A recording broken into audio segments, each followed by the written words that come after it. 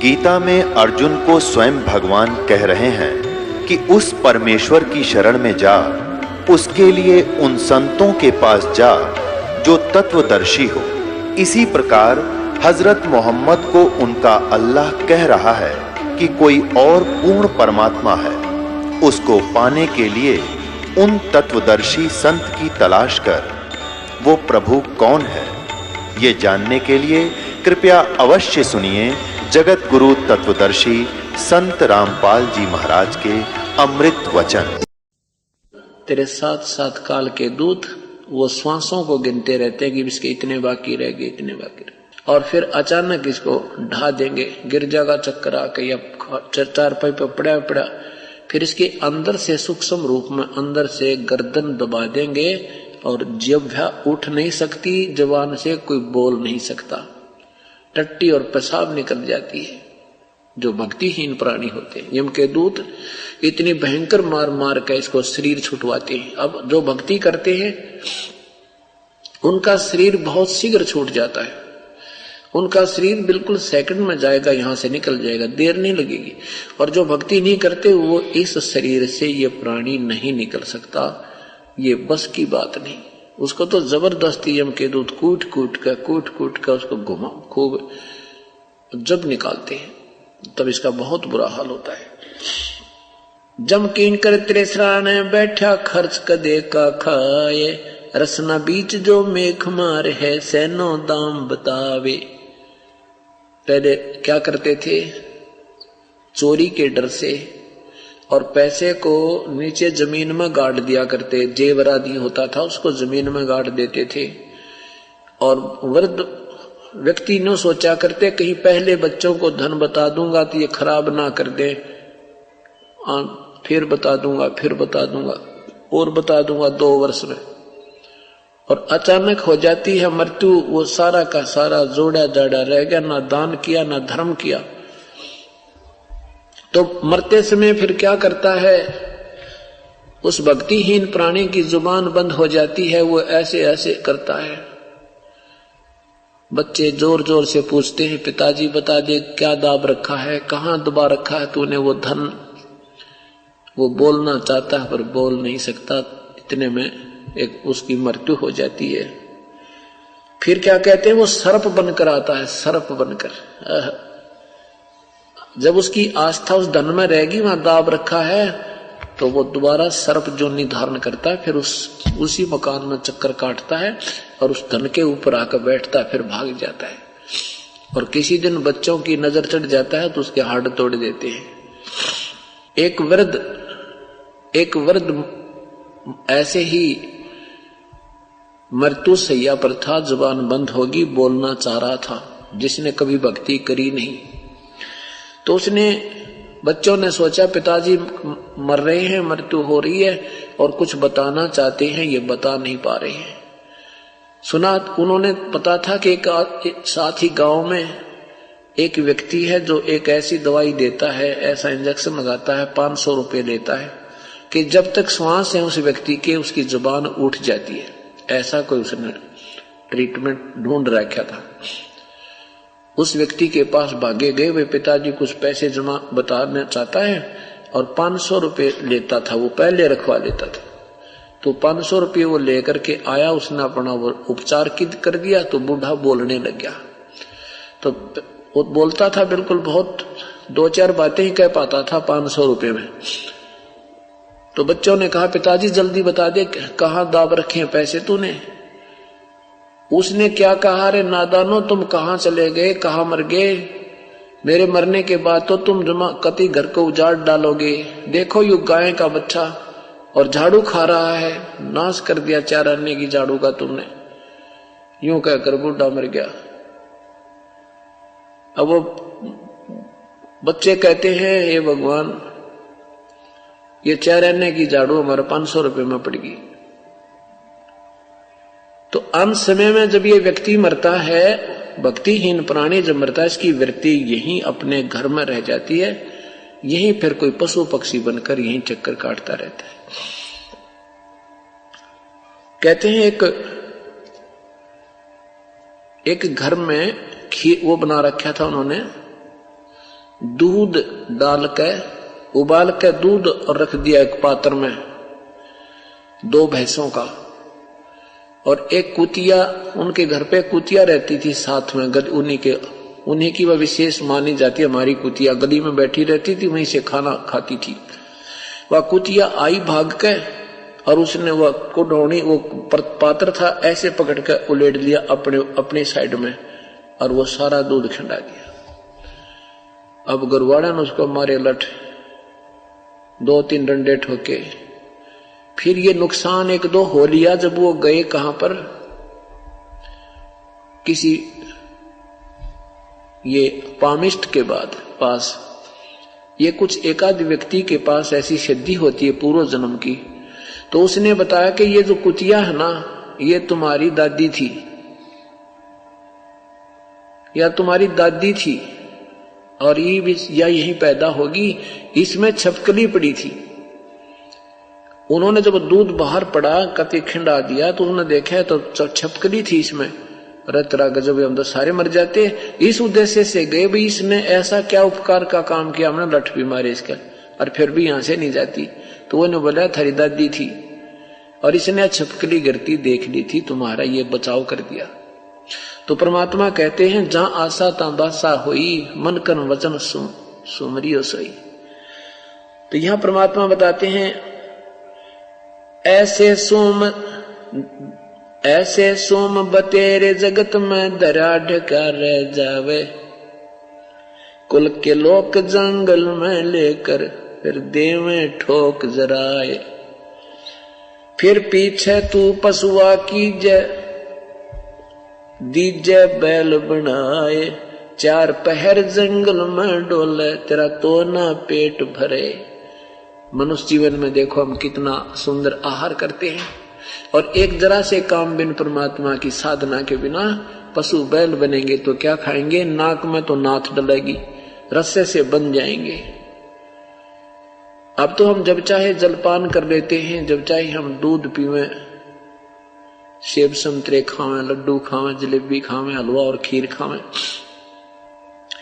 यदि हम प्रभु को याद नहीं करेंगे तो फिर हमारे संग के बनेगी, तो हमारे साथ क्या बनेगी। और जब हम परमात्मा की भक्ति नहीं करेंगे तो क्या बनेगा अपने संग में। एक जरा से काम बिना हमें क्या आहार मिलेगा। जुबान बंद हो जाएगी, हम नहीं बता सकते हमारा पेट दुख है, या कोई सिर में दर्द है, कोई टांग में पीड़ा है। जैसे कुत्ते बन जाते हैं, खारिश लग जाती है, सिर शीश में कीड़े पड़ जाते हैं। ये भगवान, अब ये बातें इन पशुओं को देखते हैं तो कलेजा ऐसे करता है, क्योंकि हमारा नशा उतर गया। पहले हमें नशा था, हमें ज्ञान नहीं था, अनजानपने का, कि हम तो मनुष्य बनते रहेंगे, ये तो ऐसे पशु पक्षी बनते होंगे। नहीं, परमात्मा कहते तुम उस दरगाह का महल नहीं देखा, और धर्मराज के तिल तिल का लेखा। तो क्या बताते हैं कि बैल बनेगा, फिर पीछे तू पशुआ की जय दीजे बैल बनाए, 4 पहर जंगल में डोले, तेरा तो ना पेट भरे। पशु 2 घंटे हल में चलते ही भूखा हो जाता है, और उसको बिल्कुल चारा नहीं मिलेगा 4 घंटे तो पहले। और साथ में उसकी जो है ना एक हरी हरी घास होती है, फसल उगी हुई होती है उसको, क्योंकि रोटी ना दिखे इतने तो भूख कम लगती है, और खाना दिखने के बाद और घड़ी लगा करे। ऐसे ही चारा जब दिखाई देता है और ज्यादा भूख लगती है, खाना चाहता है, पर हादी के हाथ में, धनी के हाथ में सोटा और उसका रस्सा होता है। अब परमात्मा याद दिलाते हैं, नादानो आंख खोल थोड़ी सी। आज चाहे कोई राष्ट्रपति है और चाहे कोई पृथ्वीपति है, यदि जिसने भक्ति नहीं की, क्योंकि उसके साथ ये गति बनेगी, क्योंकि जो पिछले जन्म जन्मांतर के शुभ संस्कार हैं उनको आज हम अपना प्रयोग कर रहे हैं, और अब तुरंत ही हमने भविष्य की तैयारी करनी थी। अब ये बात समझ में ना आती कि सुख गणा हो गया। ये सुख भी जीव का सबसे बड़ा दुश्मन है।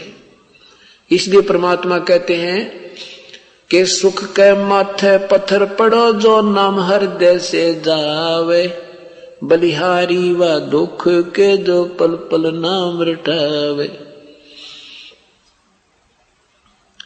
यहां परमात्मा के भजन करने वाला गरीब व्यक्ति जो मजदूरी करता है वो पूरी पृथ्वी के राजा से भी ज्यादा पुण्यकर्मी प्राणी है। राजा तो अपने पिछले पुण्य को समाप्त कर रहा है, भविष्य का कुछ बना नहीं रहा, और वो गरीब व्यक्ति वो अपनी भक्ति करके वो सेठ हो रहा है, भक्ति का सेठ। कबीरा सब जग निर्धना ये धनवंता ना कोए, धनवंता सो जानियो जप राम नाम धन होवे। परमात्मा ने तो वो सेठ देखना है जिसके राम नाम की कमाई होगी, और ये सेठ तो उसने बना के भेज रखा मालिक ने, उसका किया हुआ संस्कार उसको प्राप्त है। अब उसको खर्चो चाहे बुरा, उसको खंडाओ चाहे उसको सदुपयोग करो। सदुपयोग तो ये हो रहा जो आप आते हो सत्संग सुनते हो, ये समय का सदुपयोग, पैसे का सदुपयोग, क्योंकि बीड़ी शराब मांस तम्बाकू गुटी लाना त्याग दी और इधर उधर जैसे वैसे की तो पैसा खर्च देते थे वो समाप्त हो गया। तो ऐसे आप सेठ हो रहे हो। उसके बाद कहते हैं जब परमात्मा की भक्ति नहीं करने से वो पशु समय पर ना आहार कर रहा है और ना ही उसको फिर चैन मिल रही है, ना वो बता सकता, कहीं पर उसको चीचड़ खा रही हैं, कहीं उसको मक्खियां सता रही हैं, कहीं दर्द है तो बोल नहीं रहा। अब इतनी भयंकर सजा हमें क्यों मिली? क्योंकि हम परमात्मा भूल जाते हैं। कहते हैं परमात्मा कहते हैं कि प्रभु की भक्ति को जो भुला देता है प्राणी, उसको फिर इतनी भयंकर पीड़ा परमात्मा ये सजा देता है कि उसको इतनी 84 लाख योनियों में भी कष्ट उठाने के बाद भी उसके पाप फिर भी कुछ रह जाते हैं। एक कुत्ते के जीवन ने देखा है, गधे के जीवन को देखा है, बैल के जीवन को देखा है। जब हम इन बातों को बहुत ही विश्वास के साथ और परमात्मा का एक विशेष आदेश मानकर सोचेंगे, फिर ये बात समझ में आएगी। क्या बताते हैं परमात्मा? फिर पीछे तू खर की जगह, सिर पर सींग दिए मन बोरे, धूम से मच्छर उड़ावे, कांदे जुआ जोते कुआ, कौंदों का भुस खावे। और कमाल की याद दिवा दी कि सिर पर सींग दिए मन बोरे और धूम तो मच्छर उड़ावे। अब देखो कूलर लगा रखे हैं आजकल, और साइंस ने तरक्की कर दी कि एसी आगे हैं, पंखे लगा रखे हैं। अब परमात्मा कहते हैं भक्ति ना करने के से क्या बनेगा? बैल बना, और बैल बनने के उपरांत 2 सींग मिलेंगे आपको और एक धूम पूंछ मिलेगी, पूंछ। और उस पूंछ को आप चाहे पंखे की जगह प्रयोग करना और चाहे मच्छरदानी की जगह। अब मच्छर काटते हैं, मच्छरदानी लगाते हैं, मक्खी सताती है तो भी अपना पंखा वगैरह चला के अपना काम चला लेते हैं। गर्मी लगती है तो पंखा या कूलर एसी लगा करके हम सुविधा प्राप्त कर सकते हैं। यदि हम प्रभु नहीं भजेंगे तो क्या होगा कि एक धूम से मच्छर उड़ावे, एक धूम मिलेगी, ये पंखा, ये तेरी मच्छरदानी। और कर्महीन प्राणी की वह धूम भी कट जाती है, 8-9 इंच की रह जाती है, उसको ऐसे करता बैठा बैठा। वो सुविधा भी समाप्त करवा दी, क्योंकि जितने पाप कर्म ज्यादा होंगे उनके आधार पर पशु जोनियों में भी अंग भंग होते रहते हैं। अब परमात्मा याद दिलाते हैं, इन बातों को याद करके और आंखों में आंसू आ जाने चाहिए। हे भगवान, हमारे ऊपर कैसे मेहर करी, हमने ये कैसे वचन सुनने को मिल गए। ये सत्संग मिलना ही एक बहुत ही सौभाग्य की बात है। बहुत पुण्य कर्मों का संग्रह आपके साथ है। चाहे कुछ भी कारण बना, चाहे आप दुख में आ गए, चाहे सुख में आ गए, किसी के कहने से आ गए, या कोई मालिक की मेहर हुई है, आपको कोई टीवी समाचार पत्र सुनने को मिल गया, ये संदेशा सतगुरु का ही मानो, प्रभु का मानो, और आपके पुण्य कर्मों के कारण आप पर असर हुआ, आप खेचे चले आए। अब तो आप बालक हो, बालक को पता नहीं होता कि स्टूडेंट जो पढ़ रहा है, शिक्षा ग्रहण कर रहा, आने वाले जीवन में ये कितना सुखी होगा। वो तो आता रहता है, पढ़ता रहता है, आता रहता है, पढ़ता रहता है, और वो सफल होकर के फिर वो सुख प्राप्त करता है। फिर वो याद आता है उसको, रे तेरे की जर ना पढ़ता ना, यह बात बिगड़ जाती। देखिए मेरा साथी मजदूरी कर रहा है, बेचारे के बच्चे भी वहीं सड़क के साथ पड़े हैं, वहीं वो सड़क पर मिट्टी डाल रहा है, और उसका साथी उसमें गाड़ी में बैठकर उसी सड़क पर जा रहा है। जो शिक्षा ग्रहण कर गया और जो शिक्षा नहीं ग्रहण की वो अधूरा छोड़ के बैठ गया। आज वो कितना दुखी है। तो अब जो आप कर रहे हो, इस स्कूल में, विद्यालय में आ रहे हो, आपको नहीं मालूम कि वो आगे क्या सुविधा इससे मिलेगी। कुछ मालूम है, लेकिन दृढ़ नहीं है अभी आपको। लेकिन आपने इसमें एडमिशन ले लिया, आप हमारे शिष्य हो गए, गुरुदेव का आदेश है, तुमने आना है पूर्णमासी को या एकम को, तो उस आधार पर तुम एकम को यहाँ पर आ रहे हो, सत्संग सुन रहे हो। भाई हमारे ये क्लास लग रही है, हमने जाना पड़ेगा। और ये एक दिन आपका ऐसा रंग लाएगा, आप हैरान रह जाओगे। अब क्या बताते हैं, सर पर सींग दिए मन बोरे, धूमत मच्छर उड़ावो, कंधे जुआ जोते कुआ, कौंदों का भूस खावे। कौंद कहते हैं जौ को। जौ का जो तूड़ा होता है, भूस होता है, इतना भयंकर होता है, उसमें लंबे लंबे कांटे से होते हैं, और पशु खाता नहीं सीगर सी जब तक उसको और चारा मिलेगा। वो तो अंत समय में खाता, जब कोई चारा मिलेगा ही नहीं तो उसको खाता है ऐसे ऐसे करके, और कभी आंखों में पानी आता है, वो चुभते हैं अंदर। तो कहते हैं पुराने समय में रहट से सिंचाई करते थे किसान, और एक बैल जोड़ देते थे, उस रेट में चलता, सारा दिन चलता, दोपहर को एक बार छोड़ देते 1 घंटा, और वो उसी 1 घंटे में उसने वो चारा चरना होता था जौ के पूस का। ऐसे खा रहा, आंखों में पानी गिर रहा, फिर भूखा मरता खा रहा है, और फिर जोड़ दिया जाता था। कहते हैं ये सजा तूने क्यों पाई, क्योंकि भगवान भूल गए, परमात्मा को याद नहीं किया, कितना कष्ट उठा लिया। आगे क्या बताते हैं, अभी नहीं पीछा छूटा, फिर पीछे तू खर की जगह कुरडी चरने जाए, टूटी कमर पजावे चढ़े ये कागा मांस गिलावे। फिर तू गधा बनेगा और कमर ऊपर जख्म होगा, कमर के जख्म होगा, जख्म के ऊपर बोरा होगा, वो थैला डालता है कुमार, और उसके अंदर फिर ईंट होंगी, और पजावे पर चढ़ना होगा 40-50 फुट के ऊपर घूम पर ऐसे, और ईंटों का ऐसे रगड़ा लगता है, और उस जख्म के ऊपर इतनी पीड़ा होती है, ऐसा है असहनीय पीड़ा होती है, आंखों से पानी गिरता है गधे के। और वो जे उसने बोरे न पटक दे तो कुमार लठ मारे, वो करके देखे 1-2 बार या भी चापो हेरा फेरी, पर वह चलती नहीं उसमें। नीचे से कच्ची ईंटें डालता है, ऊपर कच्ची उतारते ही पक्की डाल देता है, और नीचे को धक्का दे देता है। और चारा भी फिर शाम के समय बाहर जाके स्वयं ही आहार करके आना होता है, घर पे उसको चारा भी नहीं मिलता।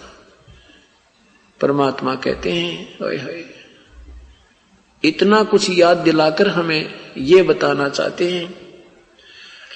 क्या बताते हैं, सुख दे। और फिर क्या कहते हैं, वहां कुरुड़ी चरने जाता है तो गधे की कमर टूटी हुई होती है, कौवा आकर बैठ जाता, उसके मांस को खाता है, वो भूखा मरता, आहार कर रहा है, ऊपर से उसके कौवा उसकी मांस खा रहा है, और उसको इतनी पीड़ा हो रही है, वो थोड़ा सा ऐसे हिलता बेचारा और कुछ कर नहीं सकता। परमात्मा हमें सूते हुओं को जगा रहे हैं।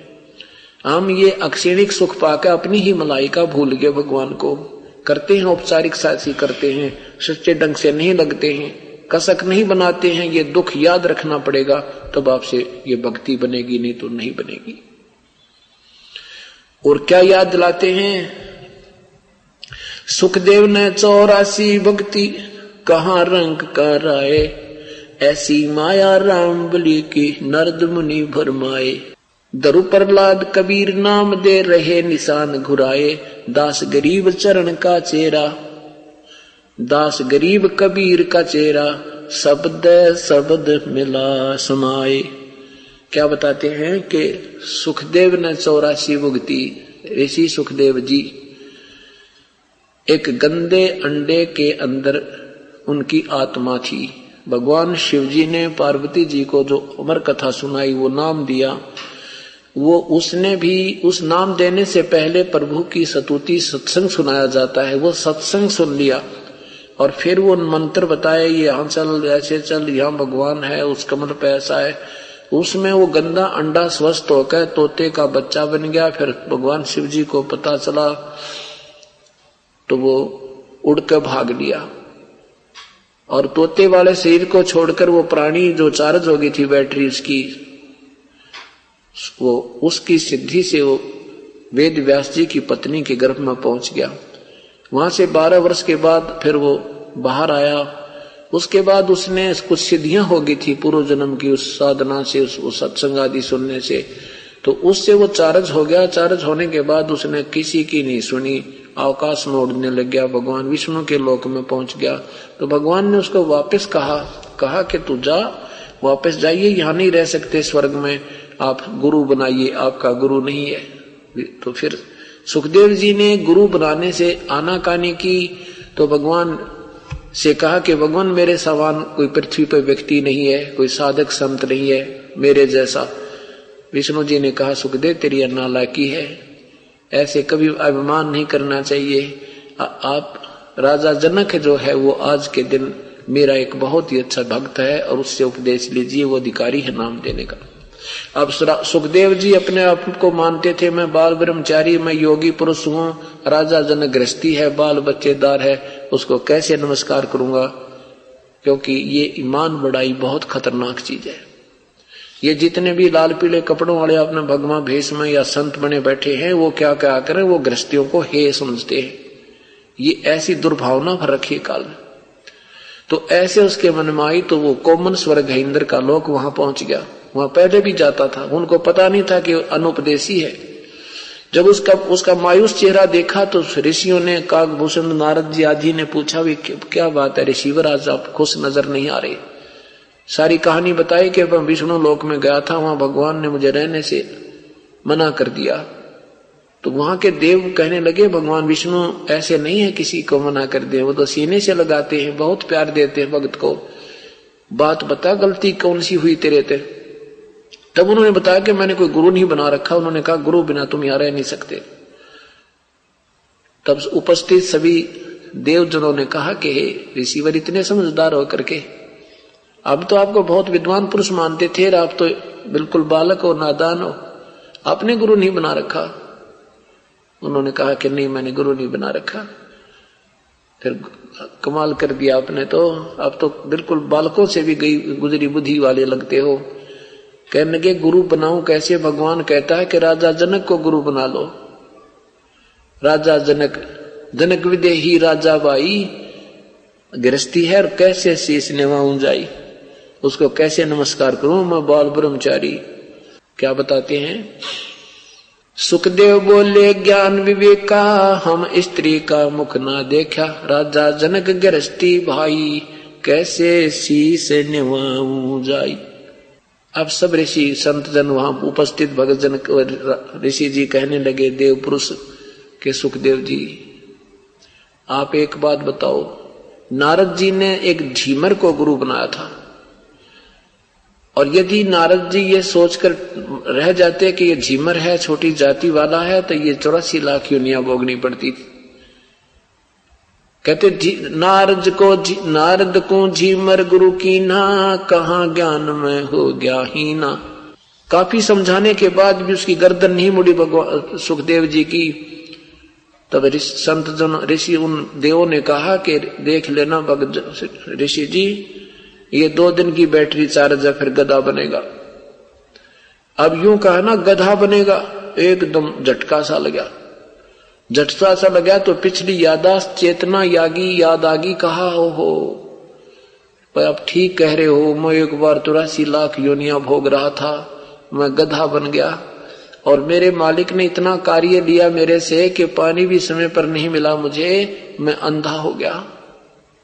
अंधा हो गया तो मेरे मालिक ने धक्का दे दिया, घर से निकाल दिया। मैं चलता चलता पगडंडी से जा रहा था, आगे एक नाले में गिर गया। एक नाले में गिर गया, ऐसे फंस गया उसमें, ऐसे गर्दन और पीछे तक टांग फंस गई उस थोड़े से नाले में। अब वहां दूरी ज्यादा थी, इक्का दुक्का व्यक्ति आता था, मेरे ऊपर का पैर टेक कर पार हो जा, पुड़ी बना ली मेरी, मुझे बाहर नहीं निकाला। हफ्ता 10 दिन तक मैं भुगत कर मरा। होए मुझे अब याद आ रही है। फिर वो वहां से उठकर चल पड़ा, राजा जनक से उपदेश लिया। तो यहां क्या बताते हैं, सुखदेव ने 84 भुगती बना कहां रंग कर आए, ऐसी माया काल बोले की नारद मुनि फरमाए। अब यहां परमात्मा आदरणीय गरीबदास साहिब कहते हैं, सतगुर सौदा करवो नहीं बाद जात है, जिन तेरा पिंड प्राण बनाया उस साहिब से डरवो, अजप्पा जाप जपो मन बोरे जम किंकर से लरवो, सुख दे कू 84 भुगती बना पजावे खरवो, तेरी क्या बुनियाद पुरानी तू पेंडा पंथ पकड़वो। सुखदेव जैसे ऋषि ने भी 84 लाख योनियां भोगनी पड़ी, तो तेरी क्या बुनियाद पुरानी तू पेंडा पंथ पकड़वो। अपना रास्ता पहले से पकड़ ले, ये सतभक्ति मार्ग को स्वीकार कर लीजिए, पेंडा पंथ पकड़वो। नर से नार किया नारद मुनि अवगत बाजी गर्वो, शिव की संख कल्पना मेटी बसमा गिर लिया छरवो, अंत चीर चिंतामणि कीन्हे द्रौपदी पीतांबर वो, दुशासन का मान मुआ है उद्बुद्ध देख लहर वो, अजामेल गण का कहला रह गई अयोध्या तरवो, बाल्मीक का शंख बजाया जहां 12 कोट विपर वो, केसो नाम कबीर खुद आए 9 लख बॉडी भरवो, काशी धाम कबीर कल्पना गई विपर सब टरवो, गगन मंडल के मध्य महल है जहां मूरत अजर अमर वो, गरीबदास कबीरा साहिब मिले परम पद हर वो। अब क्या बताते हैं परमात्मा के सुखदेव जैसे ऋषि ने भी 84 लाख योनियां भोगी, तो तेरी क्या बुनियाद पुरानी तो पेंडा पंथ पकड़ो। पुण्यात्माओं, आपको एक और उदाहरण दिखाते हैं कि जैन धर्म के 24वें तीर्थकर श्री महावीर जैन जी कितनी पुण्यात्मा थे, और पूर्ण परमात्मा की सत भक्ति ना मिलने के कारण, भक्ति भी उन्होंने की लेकिन उस पूर्ण परमात्मा की भक्ति ना मिलने से कैसे दुख उठाने पड़ते हैं। गीता जी अध्याय नंबर 7 के मंत्र नंबर 18 में ब्रह्म कहता है कि मेरी साधना भी अनुतमाम है, वो ठीक नहीं है, अच्छी नहीं है, उत्तम नहीं है। और तीनों गुणों रजगुण ब्रह्मा, सदगुण विष्णु, तमगुण शिव जी की भक्ति को भी गीता जी अध्याय नंबर 7 के मंत्र 12 से 15 में कहा है कि जिन अनजानों की बुद्धि इन तीनों गुणों रजगुण ब्रह्मा, सतगुण विष्णु, तमगुण शिव जी तक सीमित है और इन्हीं से मिलने वाले क्षणिक सुख पर आधारित हैं, वो राक्षस स्वभाव को धारण किए हुए मनुष्यों में नीच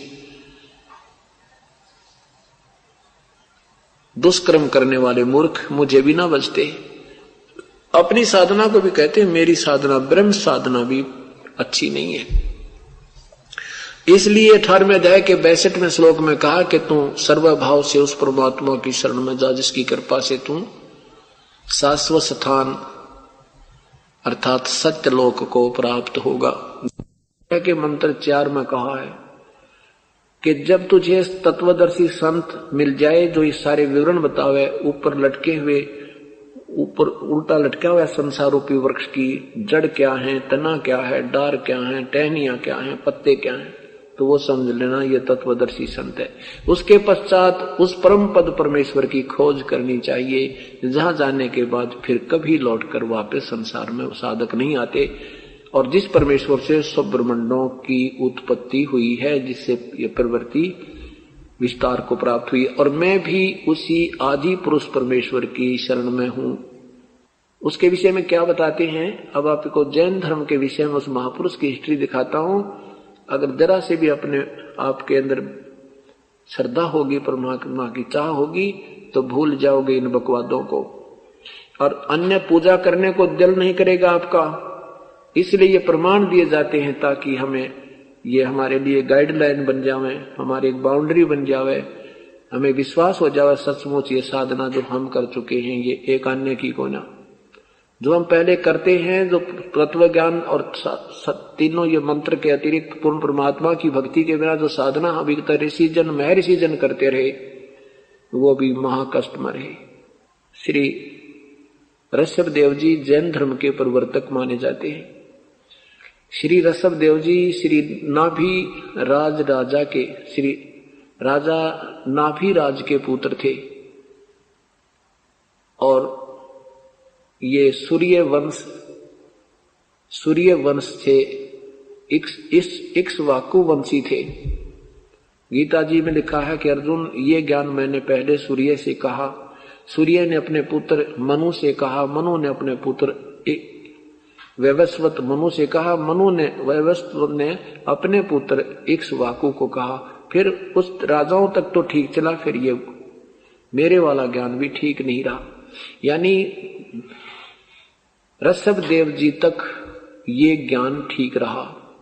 ऋषभ देव जी को पूर्ण परमात्मा मिले थे कबीर साहिब जा करके, और उनके वो भी ऐसे लीन हो रहे थे। 2 रानियां थी, सैकड़ों बच्चे हो गए थे, भरत जैसे बलवान बच्चे उनके थे। फिर ज्ञान समझाया, सत्संग सुनाया, तो उसके बाद उनका वैराग्य हो गया। इतना वैराग्य हो गया कि घर भी त्याग दिया, खाना पीना भी छोड़ दिया। परमात्मा ने जो है ना उनको मार्गदर्शन किया, लेकिन परमात्मा कबीर साहिब पर विश्वास नहीं हुआ उनका। उन्होंने किसी ऋषि से, दूसरे ऋषि से उपदेश ले लिया, फिर उसके बताए अनुसार साधना करता रहा, निराहार रहा, 1000 वर्ष तक तप किया। अब ये के चक्कर पड़ रहा है कि ये दास गांव गांव में सत्संग करने जाता था और सत्संग करता था, माइक लगाते थे, 50-60 भगत सुनने आते थे, और सब एक वैसे नहीं आते थे तो अपने बैठ कर सुनते थे घरों में। तो सब ये कहते थे सत्संग तो तोड़ पाट दिया, बहुत अच्छी किया, लेकिन इनके शर्त बहुत गणी है, ये हमारे से नहीं निम सकती है। फिर ये नाम जो बताती है, कहते हैं देवी भी मत पूजो, देवता भी मत पूजो, तो ये नहीं मारे पर छूटे। तो वो क्या करते थे कि अपने और साथियों से पूछते जो किस दूसरे पंथों से नाम ले रखा था। तो भी उनको क्योंकि वो उचाटी तो लग जाती है, आत्मा को तड़फ होती है प्रभु की, तो वो कहते भाई हमने सत्संग की तो नाम लेना है। वो कहते चलो हम अपने गुरु जी से दुआएंगे। वहां भाई धोखा पूजी की कोई आंट नहीं, तो बेशक पूजे धोखे जाइयो, और बीड़ी बैड़ी का कोई दिक्कत नहीं, पी लेना। तो वहां नाम ले लेते जाके। हमारे विश्वास नहीं होता कि चलो कोई विकार रहित भी है, सब शर्त भी मंजूर करता है, तो मुझे संत नहीं माने। नो कहियो किसा संत तो हुए हैं भजन के लाखों शिष्य, वहां जा नाम लिया भाई। यानी हमने सत्संग करवा कर गांव में इनकी संख्या और बढ़ा दी, इन नकली संतों की और घनी संख्या बढ़ा दी, क्योंकि एकदम प्रेरणा इतनी कसूती हो जाती है ज्ञान सुन के।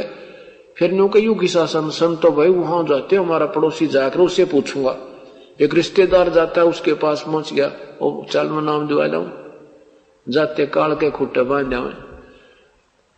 अब यही समस्या आ गई। परमात्मा स्वयं आए, ऋषभ देव जी से मिले और उनको बताया कि ये मार्ग ऐसा है, भक्ति बिना जीव कति अधूरा है, एक परमात्मा और है।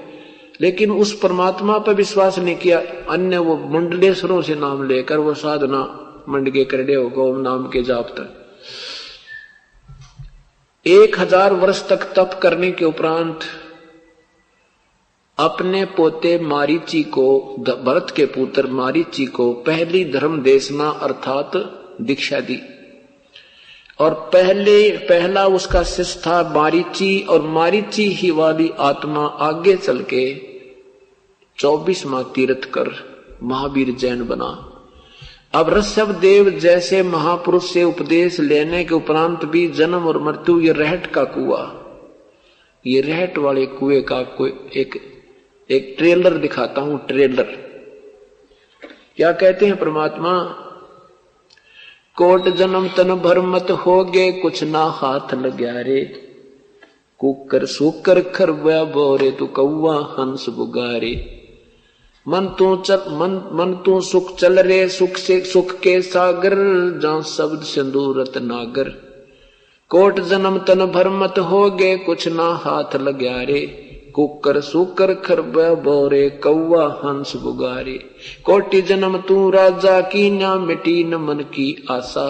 भिक्षक होके दर दर घूम लिया, मिला न निर्गुण रासा। इंद्र कुबेर ईश की पदवी, ब्रह्मा वर्ण ध्रुवराया। विश्वनाथ के पुर को जाकर फिर भी वापस आया। असंग जन्म तन मरत्या होगे, जीवित क्यों न मरे रे। द्वादश मध्य महल मठ बोरे, बहुर न दे धरे रे। दो जग बहिष्ट सभी तय देखे, राजपाट के रसिया। तीन लोक से तरपत नाही, ये मन भोगी खसिया। सतगुर मिले तो इच्छा मेटे, पद मिल पदे समाना। चल हंसा उस लोक पठाऊं, जो आदि अमर अस्थाना। चार मुक्ति जहां चंपी करती, माया होरी दासी। दास गरीब अभय पद परसव, मिले राम अविनाशी। कहते हैं ये साधना जो तुम करते हो ब्रह्म तक की, इससे इन साधनाओं से आपने बहुत ही कुछ उपलब्धियां भी हुई, लेकिन वो अस्थायी थी। उनसे तू राजा भी बना और देव भी बना। कहते इंद्र कुबेर ईश की पदवी, ब्रह्मा वरुण धनुराया। विष्णुनाथ के पुर को जाकर फिर भी उल्टा आया। अब यही इस महावीर जी के विषय में आपको दिखाते हैं। इन जैन धर्म वालों ने एक बहुत मानता दिखाई है। इन्होंने कोई हेरा फेरी नहीं करी शास्त्र बनाते समय, जो का तू लिख दिया जो इनका सही इतिहास था, और बाकी ने थोड़ी बहुत घुमा फिरा कर बहुत वो अपने हिस्ट्री बनाई है, लेकिन फिर भी उनमें त्रुटियों का ढेर है। अब इन्होंने देखिएगा, ये जैन धर्म की तरफ से ये 3 किताबें हमें मिली हैं। एक में 608 पृष्ठ है। ये 3 किताबें दी हैं उन महापुरुषों ने 3000 में। ये किताब जो हम फ्री देते हैं आपको, इससे भी बढ़िया ज्ञान और इससे अच्छी किताबें, ये 3 किताबें हैं ऐसी ऐसी। एक ये दूसरा भाग, या इससे भी पतली है, या सारी कम पृष्ठ है इसमें। तो इसमें 390 पृष्ठ हैं, इसमें 608 पृष्ठ हैं, और इसमें 391 पृष्ठ हैं, 301, 311। अच्छा, ये 3 किताबें हमारे को 3000 में दी उन्होंने। ये 3000 में, कोई बात नहीं। और एक लेने लगे तो कहने लगे एक नहीं मिलेगी, तीनों का सेट है इनका, चलो तीनों दे दो भाई। हमने तो ये मक्खन को ताना था, गर्म करना था, इसमें से ये मक्खन गर्म किया जाता है तो उसमें साफ हो जाता, तभी वो पता लगता इसमें कितना जो है ना मैल था। तो इसमें ये आपको दिखाते हैं, इन्हीं के द्वारा लिखा हुआ है। इनकी जैन संस्कृति कोश बोलते हैं इसको। ये है जैन संस्कृति कोश।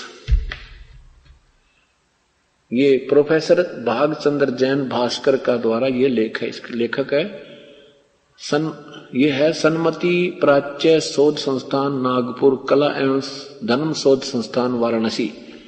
इसके 174 पृष्ठ पर दिखा करके फिर इसी के आधार पर एक अन्य पुस्तक बनाई एक सेवक ने, इस जैन धर्म के ही एक श्रद्धालु ने। उसमें आपको कति निर्णय मिलेगा। अब देखो, इन बातों को हम देखेंगे सुनेंगे। 175 पृष्ठ पे इसमें क्या दिखाना है, 175 पृष्ठ देखो, नीचे देखो। ऋषभ देव के पौत्र, पौत्र माने पोता, ऋषभ देव के पौत्र मारीची, भरत के पुत्र को पुराणों में वैदिक धर्म का प्रवर्तक माना गया है। वैदिक धर्म का प्रवर्तक मारीची को माना गया है, और यही मारीची जैन परंपरा में आगे चलकर महावीर वर्धमान अर्थात महावीर जैन हुआ। अब यहां देखिए 176 पृष्ठ पे, श्री ऋषभ देव जी के विषय में आराम से लाकर नीचे देखो। तीर्थकर ऋषभ देव के जीवन घटनाएं। तीर्थकर ऋषभ देव अंतिम कुलकर नाभिराज के पुत्र थे। उनकी माता मरु देवी, पीछे करो और पीछे कर लो। वे इक्ष्वाकु वंशी नाभिराज योद्धा अयोध्या के एक लोकप्रिय राजा थे। तरुण होने पर नाभिराज ने ऋषभ देव का विवाह सुनंदा और सुमंगला से कर दिया। सुनंदा ने तेजस्वी पुत्र बाहुबली और पुत्री सुंदरी को जन्म दिया और सुमंगला ने भरत सहित 99 पुत्रों और ब्राह्मी पुत्री को जन्म दिया। समय आने पर ऋषभ देव जी ने भरत को अयोध्या का, बाहुबली को तक्षशिला का और शेष युवराजों को उनकी योग्यता अनुसार राज्य सौंपकर संसार त्याग दिया और दीक्षा लेकर साधना में लीन हो गई। साधना काल में पाणिपात्री ऋषभ देव 1 वर्ष तक निराहार रहे। बाद में बाहुबली के पौत्र श्रेयांश कुमार ने इक्षु रस देकर उनकी इस निराहार वृत्ति को तोड़ा। लगातार 1000 तक तपस्या करने वाले मुनि ऋषभ देव ने अंत काल में केवल ज्ञान प्राप्त किया और धर्म देशना यानी दीक्षा देनी प्रारंभ की। प्रथम धर्म देशना दीक्षा भरत के पुत्र मारीची को दी, जो बाद में 24 में तीर्थकार महावीर बने। अब देखो, अब महावीर बने, महावीर जी के साथ क्या हुआ ये और दिखाते हैं। अब ये महावीर जैन जी ऐसे महापुरुष से उपदेश लेने के बाद यही वैदिक धर्म वाले, जो वैदिक धर्म बोलते हैं, वेदों के अनुसार साधना करने वाले वैदिक धर्म वाले माने जाते हैं। और इनका यही सिद्धांत है कि जन्मना और मरना तो बिल्कुल जरूरी है। महर्षि दयानंद जी से सत्याप्रकाश में किसी ने शास्त्रार्थ से मैं पूछा, प्रश्न किया कि मुक्ति तो उसे कहते हैं कि फिर कभी जन्म ना हो। कहने लगा नहीं, मुक्ति उसी को कहते हैं कि अपना यहाँ पुण्य किया, ऊपर घूम फिर कर, कोई स्थान भी नहीं बताया उन्होंने, ऊपर घूमता रहे, अपना सुख का समय पूरा करके फिर जन्म लेवा जरूरी। जैसे एक बार खाना खा लिया तो शाम में फिर भूख लगनी चाहिए, यानी गधा बनने की चाह होनी चाहिए। तेरा गजब है। मतलब बिना ज्ञान के इंसानों ने ऐसी अपनी थ्योरी बना डाली।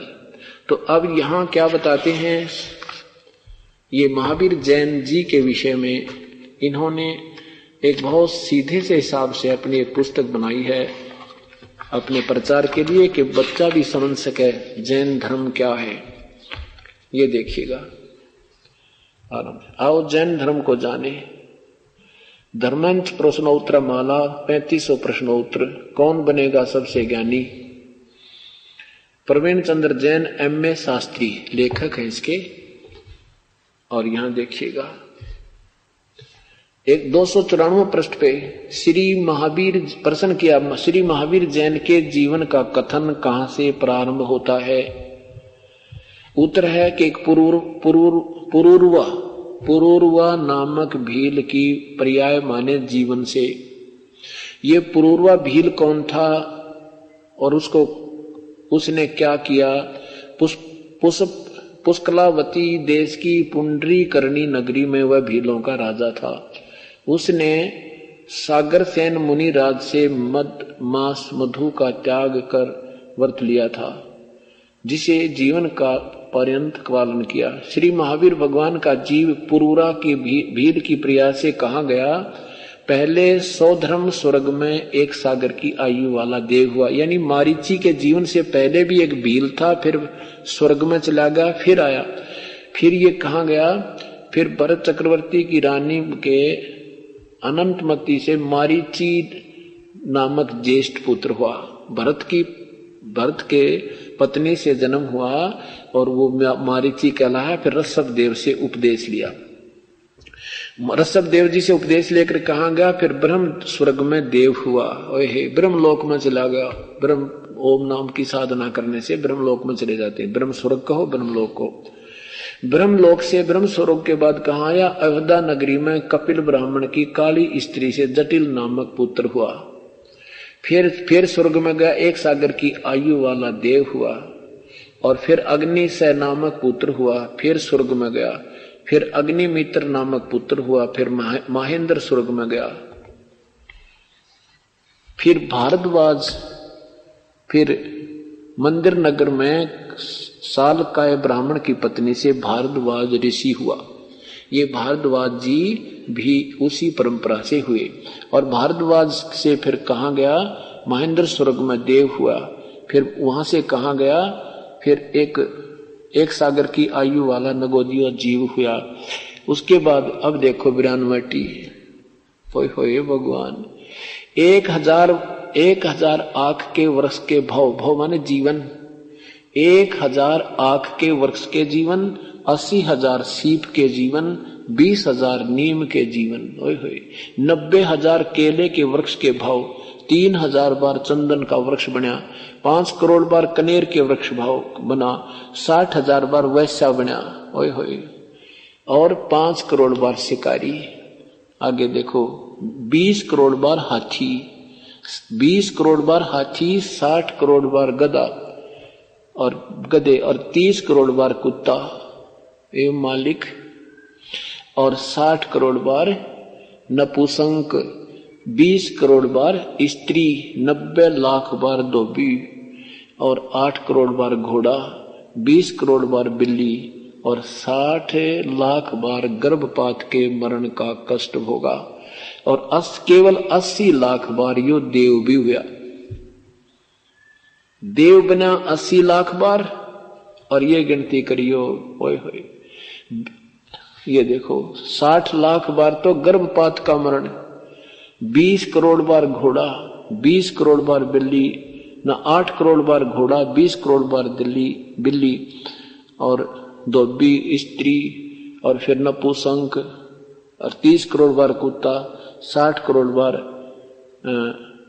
यहाँ देखो 20 करोड़ बार हाथी, 60 करोड़ बार गधा। अरे तेरा गधा देख कब तेरा गधे का जीवन देख के बहुत गना, और यू 60 करोड़ बार गधा और 30 करोड़ बार कुत्ता, यू मालिक।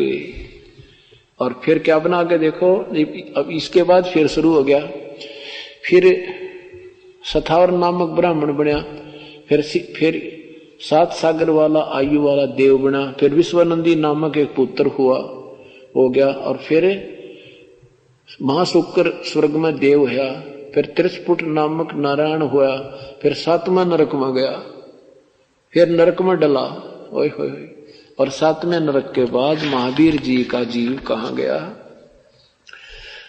गिरीश, फिर एक सिंह हुआ, फिर सिंह से फिर कहाँ हुआ, उनको फिर एक संत मिला, उसे उन्होंने वो लिया, महान सिंह हुआ, फिर पुनः नरक में गया, सिंहगिरी पर्वत पर सिंह हुआ, शेर हुआ, फिर नरक में गया, नरक भोग का आया था, फिर शेर बना, शेर का जीवन भोग का फिर नरक में गया, और फिर उस नरक के बाद फिर पर्वत पर शिखर पर सिंह हुआ, शेर हुआ, वहां पर उसे अजित, जय एवं अमित गुण नामक मुनि राज से ने संबोधित किया।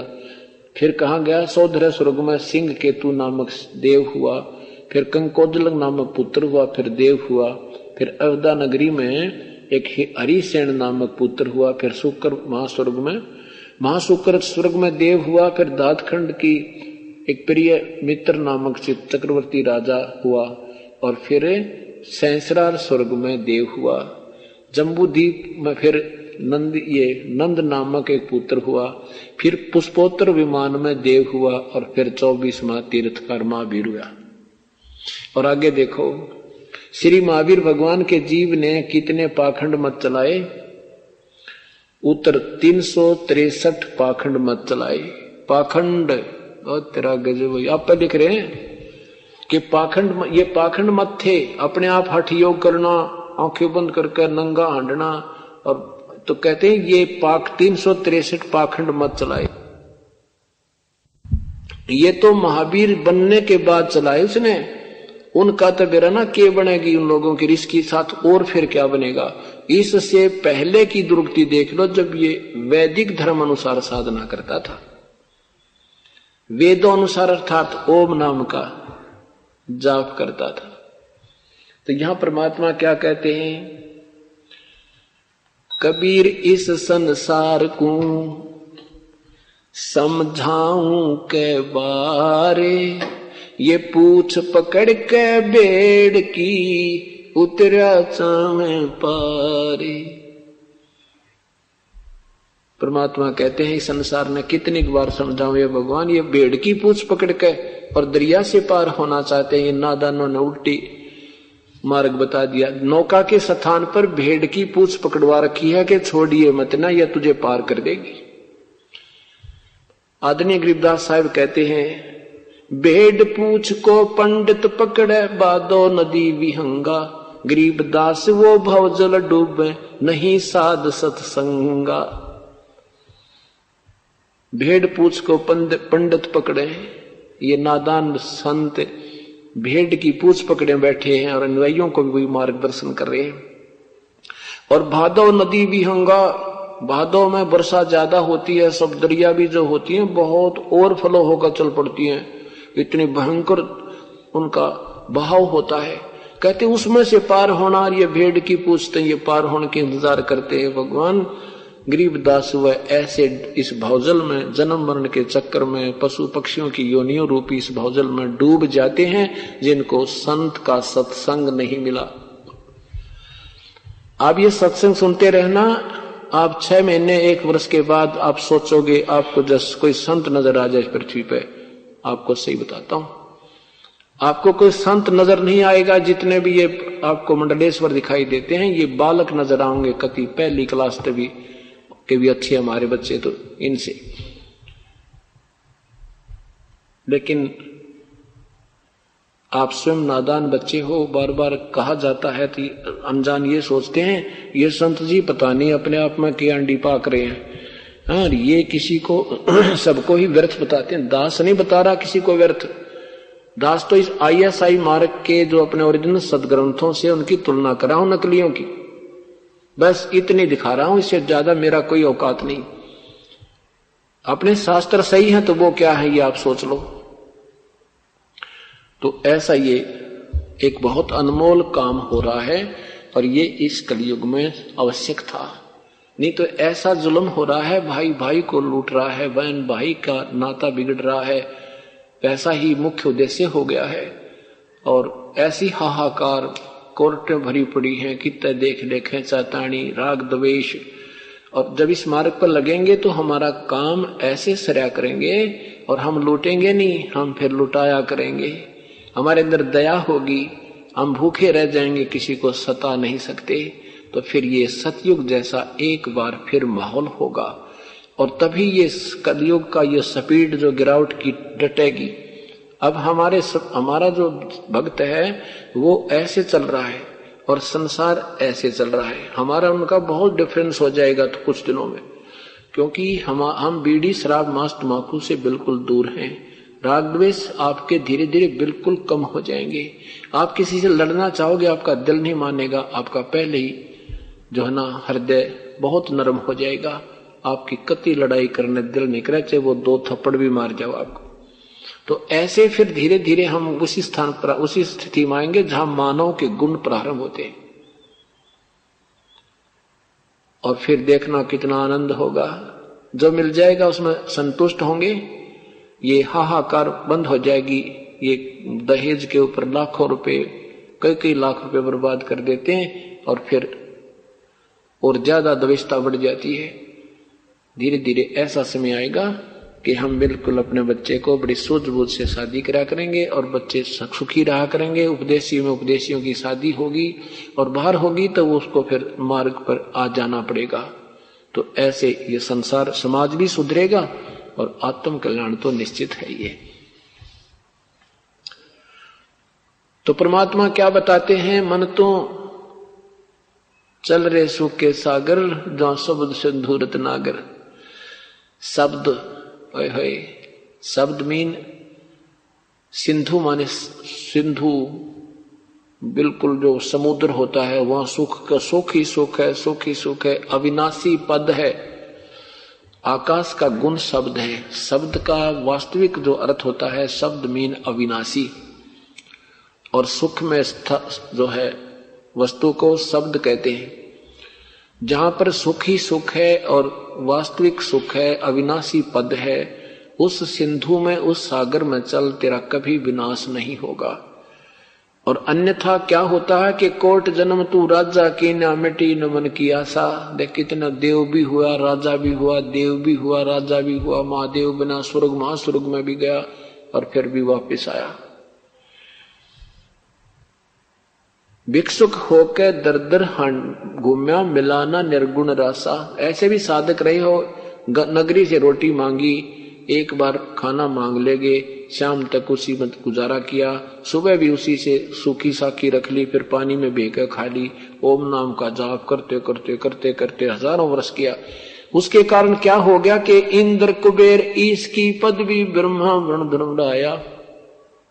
उन साधनाओं से तुम इंद्र भी बन गए, कुबेर देव भी बन गए, महास्वर्ग में भी पहुंच गए, विष्णु जी के लोक में भी पहुंच गए, और ब्रह्मा विष्णु महेश की भी पदवी तुमने पा ली।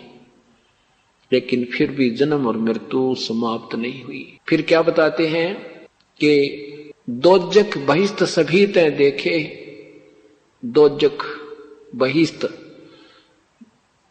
इंद्र कुबेर ईश की पदवी। इंद्र कैसे बनता है? इंद्र की पदवी यानी स्वर्ग का राजा कैसे बनता है? 100 अश्वमेघ यज्ञ करनी होती है। 100 यज्ञ होती हैं, अश्वमेघ यज्ञ बोलते हैं उनको, और उसके कुछ नियम होते हैं, टर्म एंड कंडीशन होती हैं। वो 100वीं यज्ञ में भी अगर वो भंग होगी नियम, तो भी वो सारी कैंसिल हो जाती है। वो कैसी यज्ञ होती है कि एक यज्ञ में 100 मन देसी घी, 1 मन 40 किलो का, 100 मन देसी घी प्रयोग होता है हवन में, भंडार में, भोजन बनाने में। देख ले, जहां 100 मन घी रोटी चौपड़ में लगेगा तो फिर उसका अन्न कितना लगता होगा। एक यज्ञ में ऐसी 100 यज्ञ करे, वो फिर खंड ना हो, उनकी कोई मर्यादा भंग ना हो, तो फिर वो यज्ञ संपूर्ण होती है, तो वो इंद्र बनता है। दूसरा तरीका है इंद्र बनने का कि जैसे उद्देशित तप करे कि मैंने इंद्र की पदवी पानी है, और उस तप के भी कुछ टर्म एंड कंडीशन होते हैं, और वो तप पूरा होना चाहिए, वो तप खंड नहीं होना चाहिए। जैसे विश्वामित्र ने यही उद्देश्य करके इंद्र की पदवी प्राप्त करने के लिए तप करना चाहा था। उधर से इंद्र ने एक उर्वशी भेजी, मेनका नाम की। विश्वामित्र ने से उसका शादी हुई, तप खंड हो गया। एक कन्या होने के बाद, और उस कन्या जब 6 महीने की हुई, उसको सौंप के ऋषि जी को, विश्वामित्र को, और कहा ऋषि जी आपा चले, और सावधानी से तप करना चाहिए था तुझे। अब इंद्र को ये चिंता बनी रहती है, वर्तमान इंद्र को एक और इंस्ट्रक्शन होती है, हिदायत होती है कि तेरे शासन काल में और इंद्र के पदवी प्राप्त करने योग्य कोई तप कर लेगा तो तुझे पद से हटाकर उसको तेरी पदवी दे दी जाएगी। ये तेरा काम है कि उसका तप, उसका यज्ञ पूर्ण नहीं होना चाहिए।